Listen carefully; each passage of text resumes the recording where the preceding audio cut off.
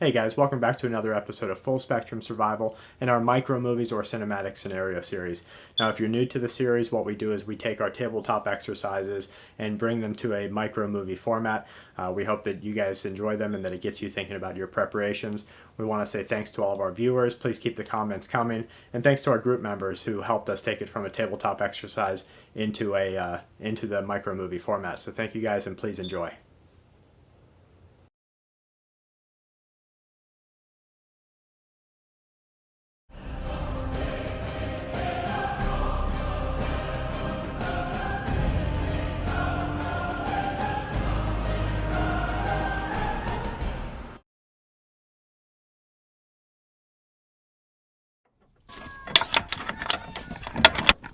Hey Mike, I went to go relieve Brad at the post.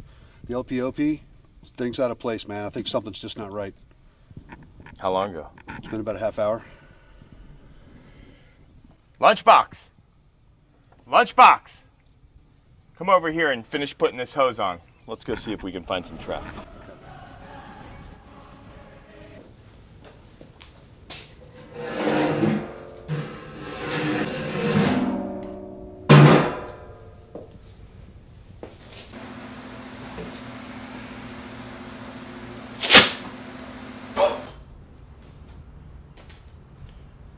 You and your brother were there when it went missing.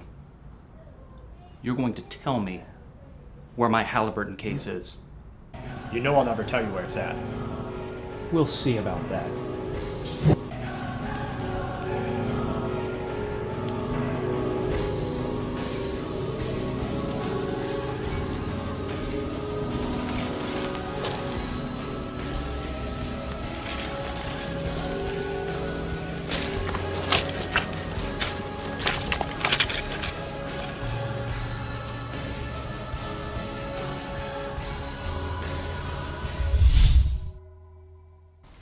Are you sure that's his place? I'm sure of it. Then it wasn't him.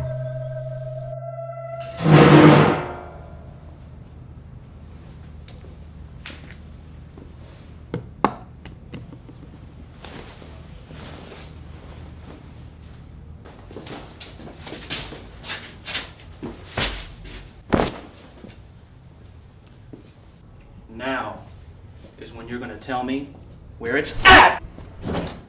Boss! Radio! Oh, shit.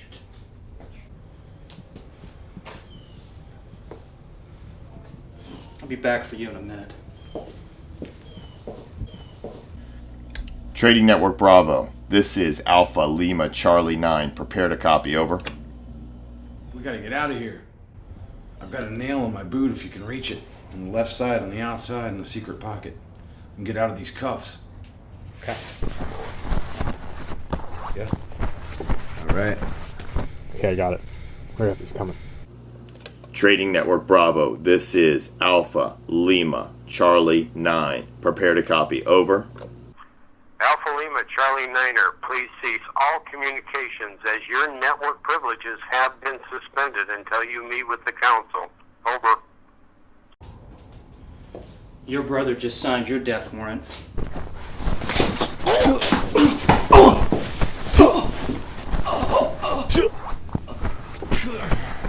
Quick, we gotta get out of here, man. Let's go.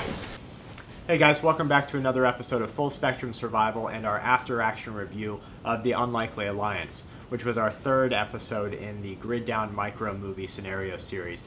My brother Mike had some real-world experience with a kidnapping while he was in Colombia, and in our tabletop exercise, it really put the brakes on everything because he knew how desperate the situation is. So we wanted to bring to you guys some things that you can do to be proactive now and think about with yourselves, with your group, with your families, what you can do about abduction and kidnapping. All right. There's a particular competent abductors or kidnappers have a particular structure generally that they use, and the first part of that structure is the command and control element. There's two other legs that drop down. One is the intelligence or observation teams that will actually do the target selection. And then the other is the action team that runs rehearsals and does the actual abduction. Then below that, you have the propaganda arm that will handle the negotiation between the command and control and the target. and you have logistics, which provides a supporting role to all the rest. Right. The only two that will be observable to you would be the intelligence and observation team, and they are one and the same. Right. And the action team. And that's by way, I mean, you're going to see people scoping areas out, looking Right. for future targets, Or verbally through human intelligence, asking funny questions. Right. Looking for who has Right. money or wealth of Right. resource in the area. Right, and then the action team, which again, if they're competent, they're running rehearsals after the target's been selected. So Right. your best course of action is to neutralize the two observable parts of the structure. In the beginning, that structure starts to operate in a new AO against a community, a retreat. They're going to throw softballs in the beginning, but that is only going to be escalated as they deplete you for your resources in a lawless environment.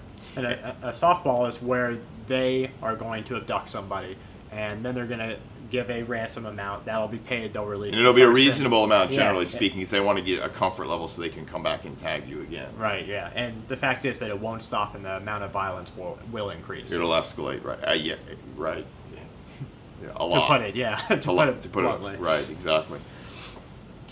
Counterintelligence, looking for those cues from the intelligence side of that structure, and their observation techniques is something you have to pay attention to, and also looking for anybody running rehearsals of any type. Right. Any foreigners in your community, or foreign, I shouldn't say foreigners, but foreign People foreign to your that you, community, right, right. that you're not recognizing Strangers. there, especially ones that are asking questions. It's a little bit easier to identify them. Right. The situation is somewhat desperate if unfortunately someone has been abducted. Yeah. So you have to have the ability to have soundness in your thought process to make sure that you are factoring in all the risk. Right.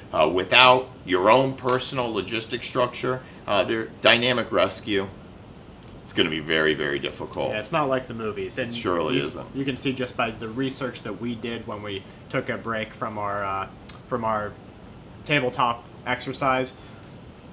At best case, there's a 30% chance that a rescue will At best. It will work At best. out. Personally, the reason we had to take a break is because I called no joy. Right. And that was my own experiences coming through, where I looked at what are the available courses of actions after an abduction, given what I knew about the scenario, Right, and they were all poor. As the group leader, he wasn't going to put the rest of the group at risk to go chasing. That's not a feel good for him. Yeah, no, but it's just an unfortunate truth.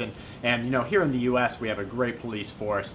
Yeah, there's a good course of action that they follow for an abduction, but In other countries, there It's isn't, not, or right, if exactly. during an emergency period of lawlessness was to arise, you wouldn't have those same fallbacks like you have now. Right, but we did identify 3 areas of preparation that you can participate in besides just understanding the structure that a team would come in and try and operate to perform a kidnapping or abduction. Right. One of those, and probably the one that you can use the most today, is negotiation. You can start using it now in your everyday life, but it's especially It's an important skill. yeah, Absolutely. It's especially key. Even if it's a red herring, it's an That's right. important skill. Absolutely. Another one that Mike got some experience with in the breakout exercise is tracking. Yeah, tracking. And I'd actually thought I had tracked animals before, wounded animals, but blood spore versus no blood spore, yeah, that's a world of difference. Right, They yeah. had Brad drug around on sand and grass, and we waited a number of hours. I think one time it was 14 and then 24 hours, and I had a very difficult time. Yeah. So that was a weakness that I identified in myself that I'm going to go concentrate on and develop some skills in that area. It's really hard to tell the difference between a man drugged through high grass 14 hours later or just an animal that's been using the path. Right, or laying on. Yeah, I said the animal used the path. It was laying on the grass. You really couldn't tell Yeah, right. what had been there. So it was difficult. And another one is self-rescue, and that's Which is key. number one. Yeah, And that's in a key. lawless, grid down environment, it's definitely your number one option as a victim is self-rescue. We were fortunate enough to have one of our group members come on who's a experienced martial artist and a veteran martial artist, and he gave us a really key aspect to self-rescue. And that was the chokeout. We were shocked to find out that in the chokeout, neither of us have pursued That martial form of arts, self-defense, right? right.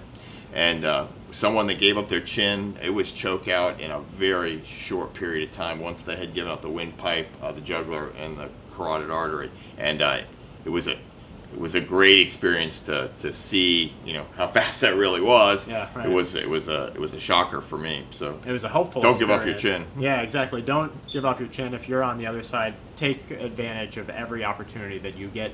And we'd like to let everyone know that you have the time now to get some prepare. self-defense training with a professional, you know, Right. to really think about those options for yourself. And in self-rescue, the 3 areas were what I'm sure a lot of you already know, and that is violence of action, psychological shock, and then chaos. Right.